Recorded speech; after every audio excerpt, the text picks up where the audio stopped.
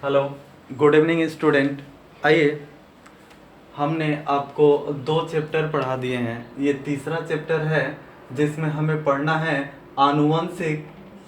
आनुवंशिकता का आणविक आधार, यानी जो आपका क्या होता है मॉलिक्यूलर बायोलॉजी है उसे हमें पढ़ना है। तो देखिए, इसमें हमने सबसे पहले आपको बताया था, देखें इस आनुवंशिकता में इनहेरिटेंस में इसका आणविक आधार क्या है। यानी जो आनुवंशिकता होता है, यानी पीढ़ी दर पीढ़ी लक्षणों को क्या करता है, लेकर जाता है। उसका जो बेसिक है, उसके आणविक क्या क्या हैं, उसके बारे में हम लोग स्टडी करेंगे। तो ध्यान देंगे आप लोग। इससे पहले हमने आपको पढ़ाया था कि लैंगिक जनन में क्या पढ़ाया था कि जब दो विपरीत प्रकार के युग्मक, ध्यान देंगे, एक नर बताया था और दूसरा मादा बताया था। क्या बताया था? एक नर बताया था और दूसरा मादा बताया था। उसमें हमने आपको बताया था कि ये अगुणित कोशिकाएं होती हैं। क्या होती हैं? अगुणित कोशिका बताया था और इसे युग्मक नाम दिया था। और हमने आपको ये भी बताया था कि क्या इन अगुणित युग्मकों में अलग अलग प्रकार के डीएनए पाए जाते हैं, यानी अलग अलग प्रकार के गुण सूत्र पाए जाते हैं। अब गुण सूत्र किसे कहते हैं भैया? गुणों को ले जाने वाले सूत्र जो इसमें पाए जाते हैं उन्हें गुण सूत्र कहते हैं। तो देखें, अब हमें यही अध्ययन करना है इस चैप्टर में कि आनुवंशिकता का आणविक आधार क्या है। यानी आनुवंशिकता जो लगातार क्या हो रही है, पीढ़ी दर पीढ़ी लक्षणों को ले जा रही है, उसका आधार क्या है। तो आइए हम सर्च करने निकलते हैं कि ये क्या है, आणविक आधार क्या है। तो सबसे पहले हम क्या करते हैं, देखें, इससे पहले हमने बताया था ना कि कोशिका के अंदर डीएनए होता है। क्या होता है? गुणसूत्र पाए जाते हैं जिनमें डीएनए पाए जाते हैं। अब डीएनए का बात कर रहा था तो उसी का हमें अध्ययन करना है कि एक कोशिका के केंद्रक के अंदर क्या क्या पाया जाता है। तो आइए स्टडी करते हैं। ध्यान देंगे, यहाँ पे आप लोग क्लास 9 से ही पढ़ते आ रहे हैं कोशिका। कोशिका किसे कहते हैं? तो आइए देखिए, कोशिका आप लोग पढ़े हैं, क्या होती है? जीवन की इकाई होती है जिसमें सभी मेटाबॉलिक प्रक्रियाएं, प्रोसेस कंप्लीट होता है। क्या कहते हैं? सेल कहते हैं। आपने कोशिका पढ़ा होगा। उस कोशिका के अंदर जब आप कोशिका की संरचना पढ़े होंगे तो उसमें आपने पढ़ा होगा एक केंद्रक होता है और उस केंद्रक में केंद्रिका द्रव पाया जाता है। क्या पाया जाता है? केंद्रक के अंदर केंद्रिका द्रव पाया जाता है। और ये केंद्रिका द्रव, ध्यान से सुनेंगे, ये केंद्रिका द्रव को हम लोग अब इस चैप्टर में आनुवंशिकता का आणविक आधार जब पढ़ रहे हैं तो इसमें हम लोग पढ़ेंगे कि जो आणविक का आधार है वो केंद्रक के अंदर पाया जा रहा है और इसे ही हम लोग एक नया नाम देते हैं, न्यूक्लिक अम्ल। क्या नाम देते हैं? न्यूक्लिक अम्ल नाम देते हैं, अम्ल। अब देखो भाई, अम्ल क्यों कहते हैं, ये न्यूक्लिक अम्ल क्यों कहते हैं? तो ध्यान देना, अभी आगे हम आपको पढ़ाएंगे तो आंशित होगा कि ये अम्ल कैसे है। तो उससे पहले हम जानते हैं कि इसे न्यूक्लिक अम्ल क्यों कहा जाता है। तो देखो भाई, केंद्रक के अंदर एक द्रव पाया जाता है जो स्वाभाविक रूप से क्या होता है? अम्लीय होता है। इसलिए इस केंद्रक के अंदर पाए जाने वाले द्रव को हम लोग नाम क्या देते हैं? न्यूक्लिक अम्ल नाम देते हैं, अर्थात केंद्रिका अम्ल नाम देते हैं। अब देखें, आपने यहाँ तक नहीं रुका, आगे स्टडी जारी रखा। तो क्या किया आपने? इस केंद्रक को बाहर निकाला। केंद्रक को बाहर निकाल करके आपने क्या किया? इसका अध्ययन करना शुरू किया कि इसमें क्या क्या पाए जा रहे हैं। तो देखें, हम पढ़ रहे हैं, सबसे पहला हेडिंग है आनुवंशिकता का आणविक आधार में न्यूक्लिक अम्ल की संरचना। इससे पहले होगा न्यूक्लिक अम्ल किसे कहते हैं? तो न्यूक्लिक अम्ल भाई केंद्रक के अंदर पाया जाने वाला अम्लीय पदार्थ क्या होता है? न्यूक्लिक अम्ल होता है। अब देखें, न्यूक्लिक अम्ल की संरचना कैसी है। तो इसकी संरचना जब हम पढ़ने जाते हैं तो देखते हैं, इसका स्टडी करते हैं, तो इसमें पॉलीन्यूक्लियोटाइड पाया जाता है। क्या पाया जाता है? पॉलीन्यूक्लियोटाइड। अब देखें, ये पॉलीन्यूक्लियोटाइड ये क्या होता है। फिर इस पॉलीन्यूक्लियोटाइड को और हम आगे स्टडी करते हैं तो न्यूक्लियोटाइड दिखते हैं। क्या दिखते हैं? न्यूक्लियोटाइड। अब देखिए आगे फिर स्टडी करते हैं कि ये न्यूक्लियोटाइड किसका बना है। तो इसमें देखते हैं न्यूक्लियोसाइड और प्लस इसमें फास्फेट आयन लगा होता है। क्या लगा होता है? फास्फेट आयन लगा होता है। ध्यान देंगे हमने क्या बताया, न्यूक्लिक अम्ल की संरचना का अध्ययन हम करने निकले तो पता चला कि यह न्यूक्लिक अम्ल बेचारा केंद्र के अंदर, कोशिका के अंदर छुपा हुआ है।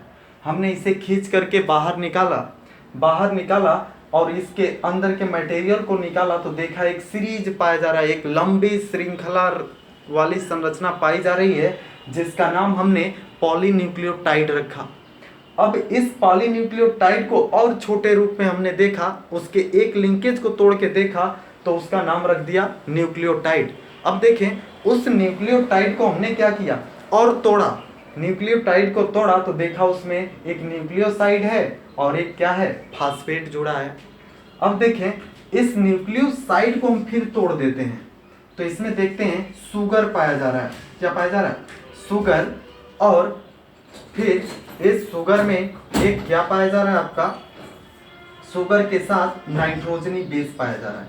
क्या पाया जा रहा है? नाइट्रोजनी क्षारक पाया जा रहा है। तो अब ध्यान देंगे हमें पढ़ना है न्यूक्लिक अम्ल की संरचना। सबसे पहला हेडिंग होगा आपका न्यूक्लिक अम्ल, उसके बाद होगा न्यूक्लिक अम्ल की संरचना। तो चलें इसमें देखें अभी हम लोग इस चैप्टर को कितना इजीली स्टार्ट कर रहे हैं, आगे चलकर देखिए कितना कॉम्प्लेक्स होता जाएगा।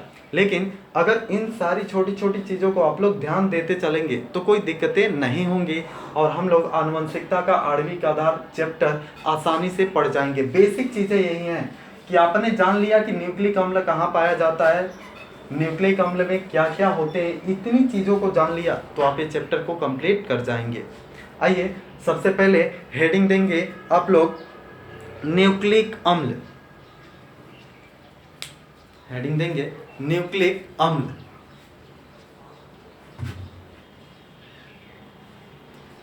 लिखेंगे न्यूक्लिक अम्ल, न्यूक्लिक अम्ल कोशिका के केंद्रक में, न्यूक्लिक अम्ल कोशिका के केंद्रक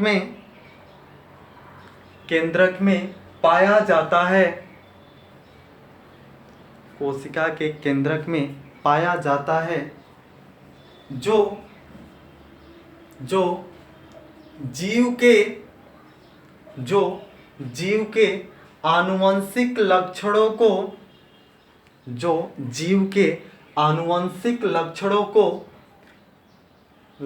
को लेकर एक पीढ़ी से अगली पीढ़ी में जाता है, एक पीढ़ी से अगली पीढ़ी में जाता है। नेक्स्ट हेडिंग देंगे न्यूक्लिक अम्ल की संरचना। नेक्स्ट हेडिंग न्यूक्लिक अम्ल की संरचना। चलो भाई इतना देख लिया ना आपने। आए अब देखें न्यूक्लिक अम्ल की संरचना में हम लोग क्या क्या पढ़ते हैं, ध्यान देंगे। देख लिया आपने न्यूक्लिक अम्ल कहाँ पाया जाता, केंद्रक में। इस फिगर को ड्रा कर लेंगे आप लोग। और ये फिगर देखें यहाँ पे, देखो भाई हमने अभी बताया न्यूक्लिक अम्ल केंद्रक के अंदर पाया जाता है।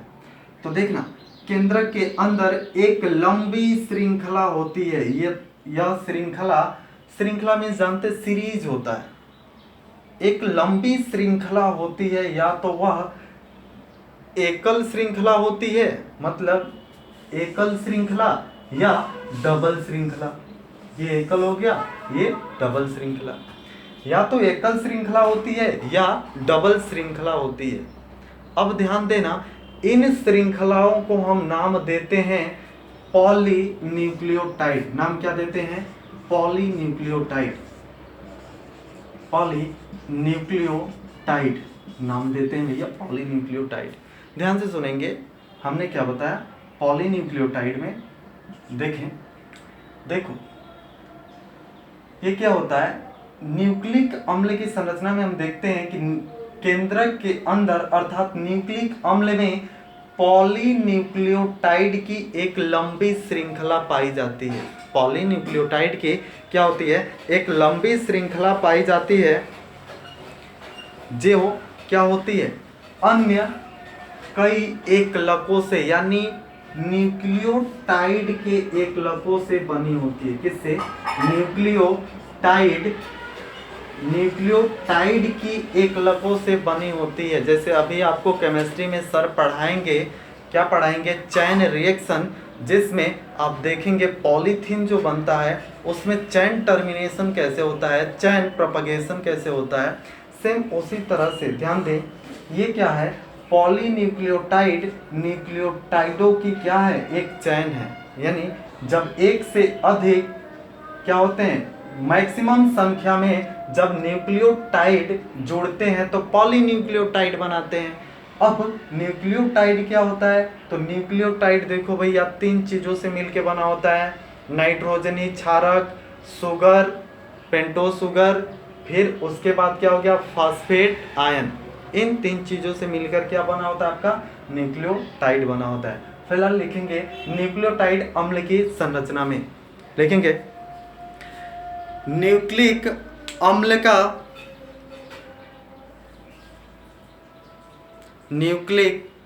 का अणु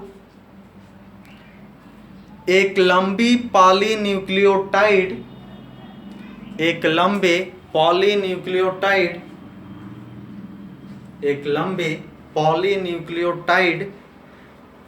श्रृंखला के